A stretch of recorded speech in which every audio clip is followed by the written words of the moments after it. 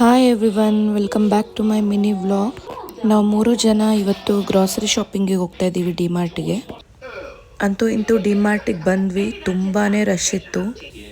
ಸಿಂಬಾನ trolley ಒಳಗೆ ಕೂರಿಸ್ಬಿಟ್ಟು ಏನೇನು ಬೇಕೋ ನಾವು ಶಾಪಿಂಗ್ ಮಾಡೋದಕ್ಕೆ ಸ್ಟಾರ್ಟ್ ಮಾಡಿದ್ವಿ. ಏನನ್ನು ನಾವು ಲೀಸ್ಟ್ ಮಾಡ್ಕೊಂಡಿರ್ತೀವೋ ಅಷ್ಟು ಐಟಮ್ಸ್ನ ಮಾತ್ರ ನಾನು ಪರ್ಚೇಸ್ ಮಾಡ್ತೀನಿ. ಅನ್ನೆಸೆಸರಿಯಾಗಿ ಎಕ್ಸ್ಟ್ರಾ ಎಲ್ಲ ಖರ್ಚು ಮಾಡೋದಕ್ಕೆ ಹೋಗಲ್ಲ.